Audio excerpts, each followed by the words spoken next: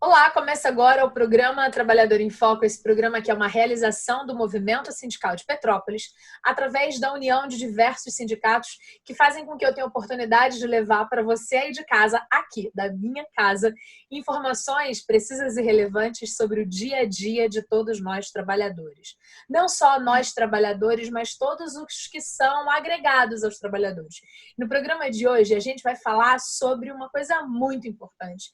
A gente vai continuar nesse programa Trabalhador em Foco de Pandemia, que a gente cresceu em quantidade, que a gente está levando mais conteúdo para você aí de casa, a gente vai continuar falando de educação.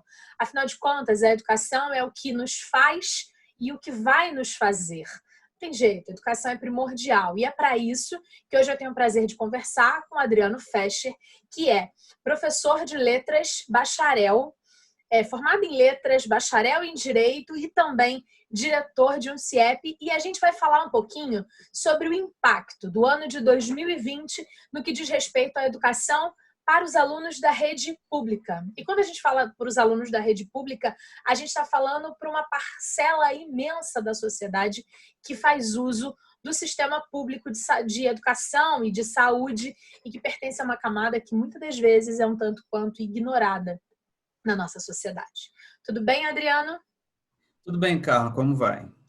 Tudo ótimo. Obrigada por despender seu tempo. Como eu disse antes, eu estou na minha casa, que já está virando conhecida do nosso telespectador. Eu gravo sempre aqui do escritório onde eu trabalho. Queria saber de onde você está gravando.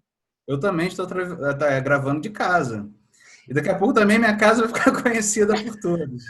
Isso mesmo, porque no final das contas, os nossos espaços íntimos se tornaram tanto quanto públicos, porque a gente está vivendo ainda nesse momento de isolamento. Queria que você começasse me falando um pouquinho de como era a rotina antes nos colégios, no colégio especificamente que você é diretor, para que a gente possa daqui a pouco falar sobre a questão do possível retorno às aulas e por que a gente tem opiniões a respeito dela. Então, onde que fica o CIEP que você dirige? Quantos alunos? Quantos turnos? Qual é o tamanho da sua equipe? Para a gente conseguir entender um pouquinho o que você pensa a respeito desse momento a partir do que você tem de informações e de realidade lá no dia a dia antes da pandemia. Então, Carla, meu CIEP é o CIEP Cecília Meirelles.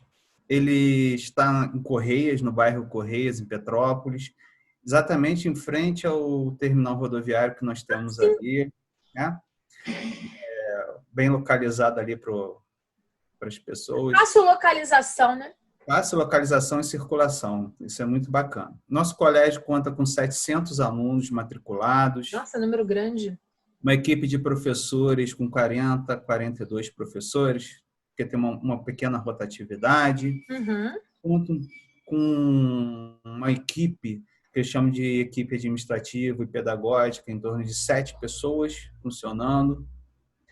Trabalhamos em 3 turnos, porque além do ensino médio regular, pela manhã nós temos o ensino médio integral, técnico em administração, que os alunos acabam permanecendo na parte da tarde no colégio. E o turno da noite direcionado mais para as pessoas que estão trabalhando. Eu tenho o ensino médio regular para ofertar a essas pessoas e tenho educação de jovens e adultos.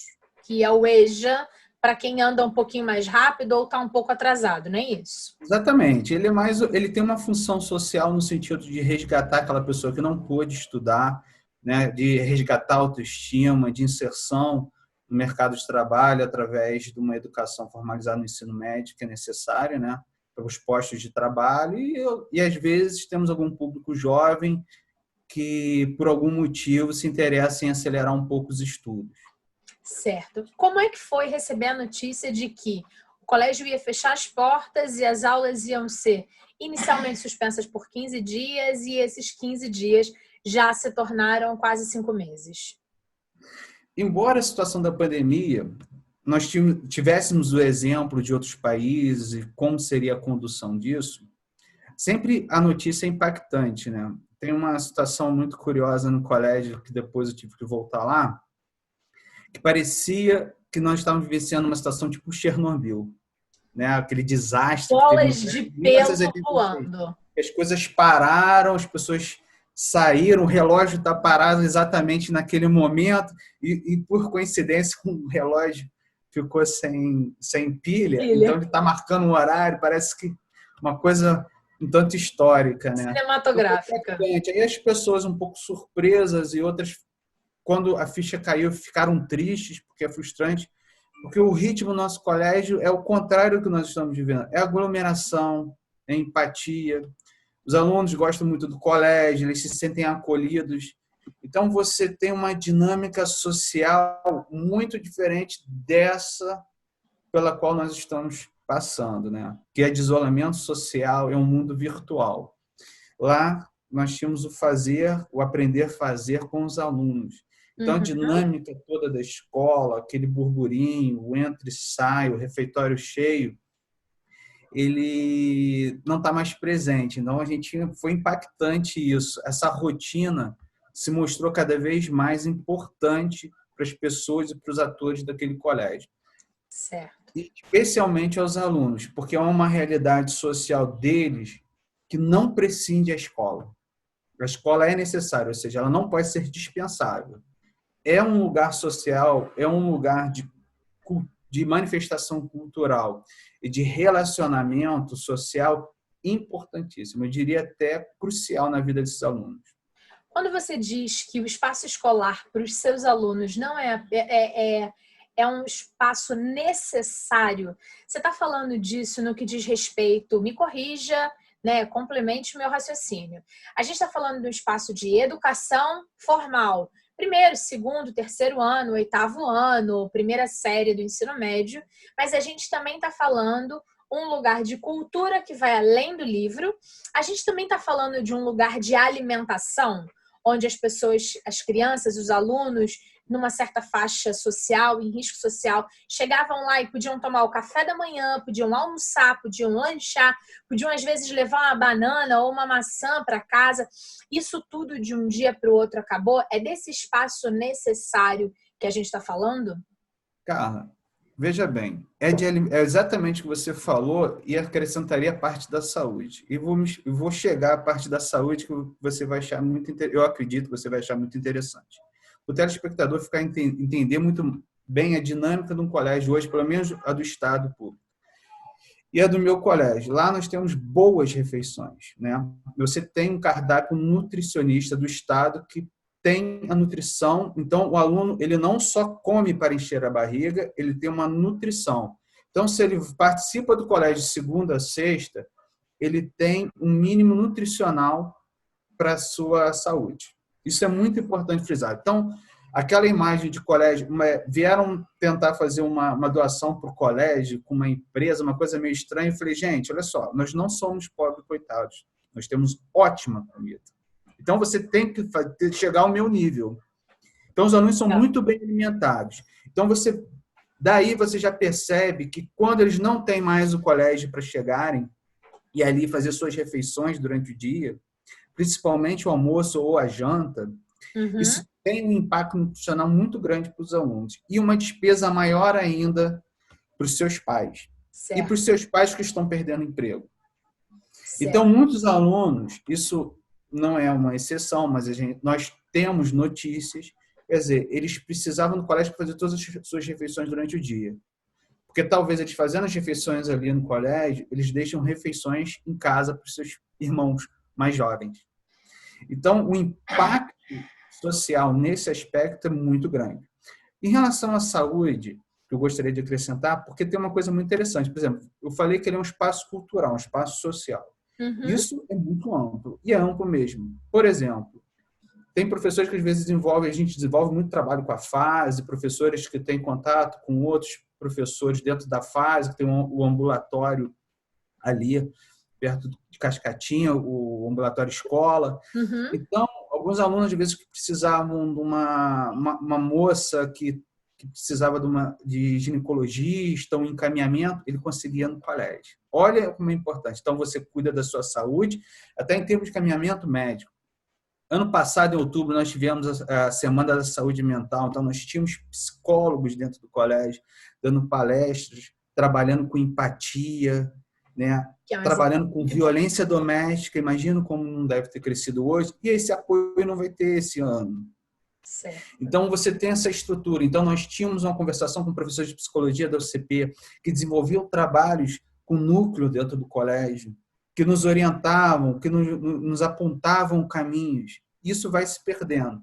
Então, você tem a saúde, tanto física quanto mental, abreviada, Com né? certeza. Ou, pelo menos, muito prejudicado. Não diria abreviado no sentido muito amplo, mas, pelo menos, muito prejudicado em termos que é muito importante no adolescente e nesse jovem, esse momento de transição para a vida adulta, que tem que ser da forma mais sadia possível.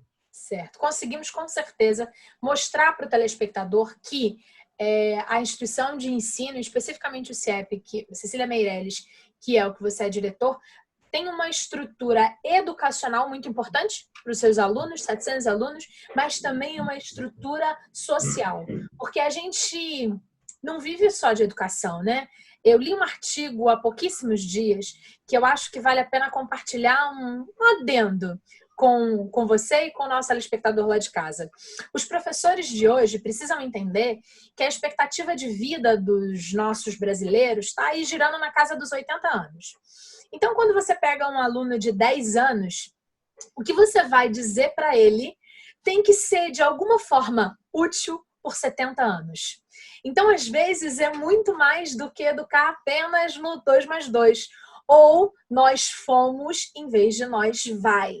Isso é muito importante. Mas a gente precisa, dentro da escola, educar essas crianças, esses jovens, para que daqui a 70 anos eles ainda se lembrem um pouco da escola. E aí eu fiquei pensando o quanto a escola tem um papel tão importante, né? Às vezes porque é o único lugar em que esse jovem tenha um tipo de conhecimento mais rebuscado, tenha acesso a mais intelectualidade, porque talvez os seus pais não tiveram oportunidade de estudar. Então, a escola é, de fato, de verdade, um paiol, né, de folhas brancas em que a gente pode ajudar a escrever e desenhar uma história muito mais bonita do que apenas o que, às vezes, a gente acha que é a escola. Nesse contexto de que a escola é isso tudo que às vezes a gente não valoriza e que às vezes a sociedade não valoriza, eu sigo para um outro passo.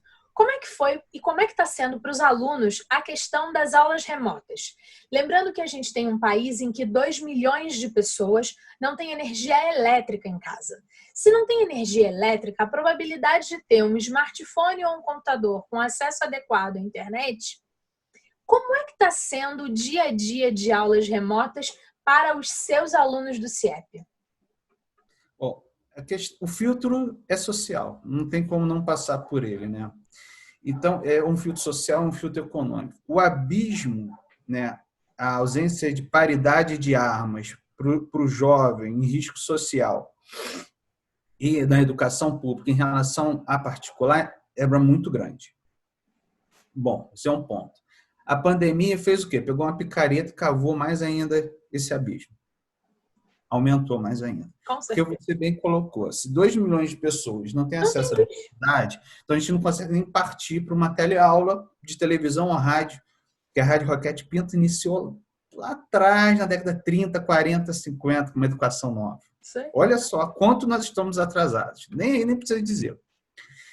Então, chegar um smartphone é tecnologia. Tecnologia é essa que é difícil, principalmente para professores, para secretários de educação, governadores, colocarem sua equipe funcionando.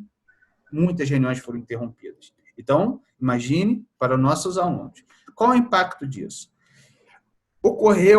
Nós vivíamos uma situação de exclusão social e agora passamos por uma exclusão tecnológica.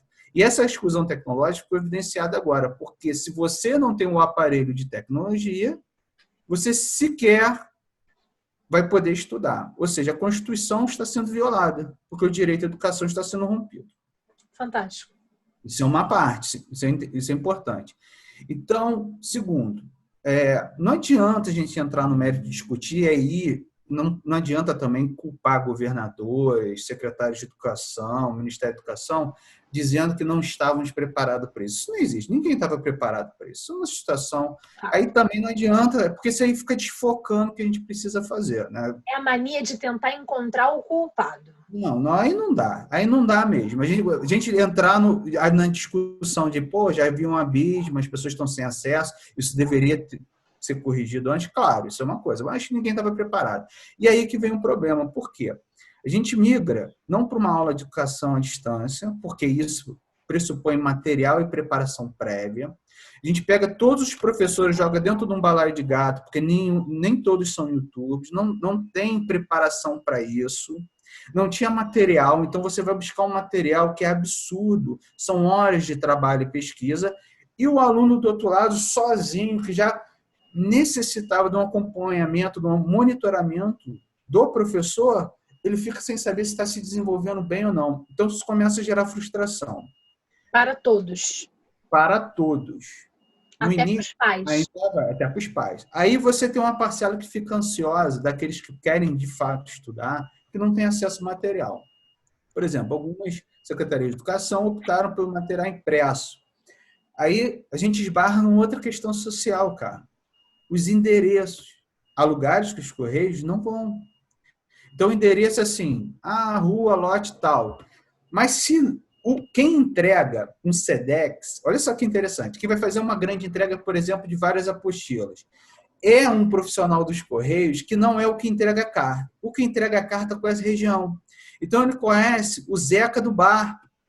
Ele entrega uma documentação no Zeca do bar, o Zeca do bar passa o zap para a mãe, ou quando passa o João, fala, João, chegou encomenda, o carta para você. O profissional das entregas apostilas, ele não conhece o Zeca do bar e ele precisa colher uma assinatura e não sabe o que fazer. Aí, quem vai entregar? Então, as apostilas não chegam. E o custo é absurdo. Aí vai para o colégio. E a gente esbarra numa situação que é muito complicada também, e para não me delongar muito, é a situação que a gente não compra um produto importante, cara, que é a educação. O brasileiro, e não importa a classe social, o brasileiro não compra esse produto que é maravilhoso e que às vezes está de graça à disposição. Então, essa coisa de aula à distância, eu ter que pegar meu material no colégio, isso afasta. Então, os colégios viram, às vezes, um depósito de material que não está sendo usado. Então, a gente tem tantas pontas para ligar, para a gente compreender o todo, que temos que tomar cuidado nesse emaranhado, não nos perdermos, né? Então, o impacto para o aluno em termos de motivação é muito grande. No início, vira uma novidade para quem tem acesso à tecnologia. Vira desafio para alguns professores que acabam gostando desse desafio. Outros se tornam frustrados porque não conseguem avançar, precisam comprar equipamentos. Equipamentos não estavam disponíveis, porque lembre-se, né, tudo fechado no início. Sim. Então, foram tantas as dificuldades que o que eu vejo agora? Eu vejo um aluno emocional, o aluno que se pretende estudar, ele está ansioso, o professor ansioso e frustrado. Isso pode levar à depressão. As pessoas imaginam que depressão se manifesta quando a pessoa já está muito caída, adoentada e com pensamentos, às vezes, suicidas. Não. É uma progressão. Sim, então, por isso que a depressão pode ser preventiva. No trabalho é muito importante. Por exemplo, um trabalhador pode vir em forma de assédio moral do seu superior hierárquico, por exemplo. Então, assim, um aluno ele pode ter episódio de depressão, porque ele está dentro de uma residência que às vezes não está, não é questão da tecnologia, não é questão do material que chegou, mas ele está dividindo com outros irmãos. O pai pode chegar em casa, ou a mãe, agressiva, porque pode estar perdendo o trabalho. Falta de dinheiro. Incontáveis variáveis que fazem com que, no final das contas, a educação está sofrendo muito e a gente vai ter impactos de que escala, em sua opinião? De curto prazo, de médio prazo, de longo prazo? A escala vai ser de médio prazo porque a gente não fecha ciclo. Esse ciclo vai ser interrompido de duas formas, tanto agora quanto durante a recuperação. Porque ele não vai ter um encaminhamento seguro para um projeto de 3 anos, por exemplo, que é o ensino médio. Então, se o aluno está finalizando os estudos, como que ele recupera ano que vem? Não, Ele perde um vínculo. Se o aluno está no primeiro ano, nós imaginamos o quê? Que ele teria 2 anos para se recuperar, mas a escola não vai estar preparada, porque talvez ela tenha que aglutinar 2 séries ano que vem, que está em aberto. Porque a gente precisa recuperar o conteúdo. Então, a gente não tem esse itinerário, esse percurso, essa trajetória ainda não existe. Ela vai ser construída, né? E talvez, para um aluno de segundo ano, ele chegue muito inseguro para um terceiro ano. Então, pode gerar o quê? Um outro estresse, uma outra ansiedade no próximo ano por um acúmulo de atividade. Porque sobrecarregar não significa qualidade. Aí eu volto a um outro ponto, às vezes, da escola híbrida. O professor trabalha 2 vezes dentro da sala de aula e online. O que é a escola híbrida? Para quem está lá em casa, não ouviu falar. A escola híbrida seria o seguinte: você teria momentos das aulas presenciais. Por exemplo, vamos dar um exemplo. O aluno estudaria segunda, quarta e sexta dentro do colégio, no sistema que ele já conhecia.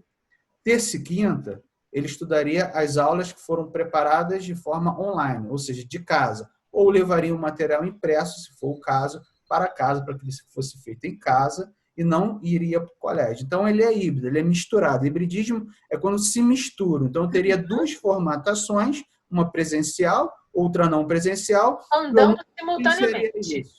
Isso também implica muitas situações, né? Muitas possibilidades. Então, e o esgotamento, né? Esgotamento psicológico e físico está ginásio. Então, se você chega para o ano 2021 e fala assim, vamos recuperar tudo, vamos ter aula contra tudo, não é assim, cara. Você vai jogar tudo aquilo que poderia ter sido, nós não acumulamos descanso, nós acumulamos cansaço, entendeu? Então, você vem num período, como a gente falou da pressão, vem num período de esgotamento, ele vai subindo, subindo, subindo. Quando você, por exemplo, eu tiro uma férias de um mês muito boas, descanso, se eu tirar o segundo mês, eu não vou estar mais descansado. Eu vou estar mais frustrado. Porque você vai se sentir inconveniente. Você está num processo de produção da sua vida, quando você, por exemplo, está entre 20, 50 anos, 60 anos. Então, você é diferente. Agora, o cansaço não. O cansaço ele é acumulativo e é perigoso.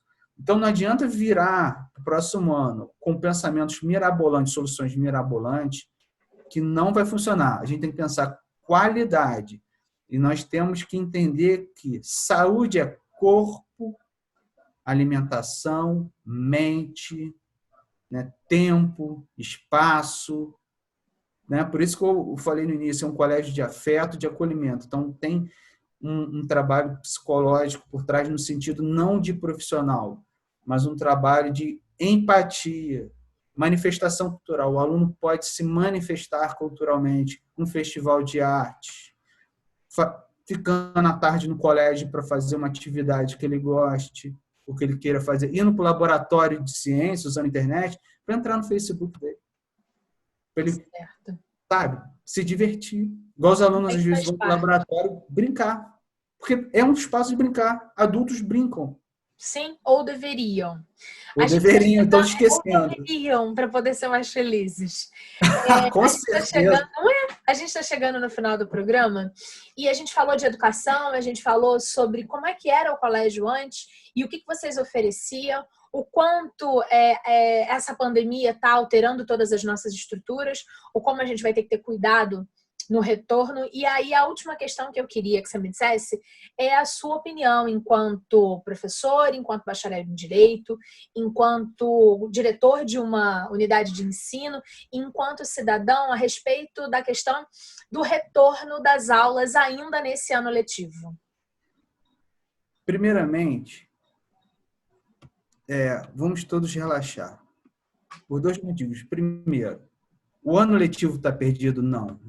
No sentido, em que sentido? Porque a educação, o vínculo com o colégio é muito importante, por isso que nos mantemos funcionando. Tá? Segundo, o efeito da pandemia chegou. Então, não tem como a gente reverter isso, não tem volta ao passado. Vamos seguir a vida, vamos seguir com outros planejamentos, outras estratégias. O retorno não vai ser para esse ano. Eu gostaria que não fosse para esse ano. Eu não estou falando em nome da secretaria, estou falando na minha análise. Não deveria ser esse ano, porque os colégios não estão preparados. Como que a gente vai fazer 190 refeições em 45 minutos num refeitório?